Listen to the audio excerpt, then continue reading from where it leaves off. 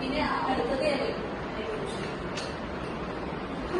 മലയാളത്തിലെ ആദ്യമായിട്ട് കണ്ടെത്തിയ ലിപി എന്ന് പറയുന്നത്, അല്ലെങ്കിൽ മലയാളത്തിലെ പ്രാചീന ലിപി എന്ന് പറയുന്നത് വട്ടെഴുത്താണ്. അതിന്റെ ഏറ്റവും പഴക്കം ചെന്ന ലിപി എന്ന് പറയുന്നത് വട്ടെഴുത്താണ്. അതിന്റെ ബ്രാഹ്മി ലിപിയിൽ നിന്നാണ് വട്ടെഴുത്ത് വികസിച്ചത്. പഴയ ശാസ്ത്രീയ ഗ്രന്ഥങ്ങളിലും അതേപോലെ തന്നെ പഴയ ശാസ്ത്രീയ ഗ്രന്ഥങ്ങളിലും വ്യാപകമായിട്ട് ഉപയോഗിച്ചിരുന്നത് ഈ വട്ടെഴുത്ത് എന്ന് പറഞ്ഞിട്ടുള്ള തന്നെയാണ്. അതേപോലെ അടുത്തത് എന്ന് പറയുന്നത് കോലെഴുത്ത്, പിന്നെ മലയാളം. ഇത് രണ്ടും വട്ടെഴുത്തിൽ നിന്ന് വികസിച്ചെടുത്ത രണ്ട് ലിപികളാണ്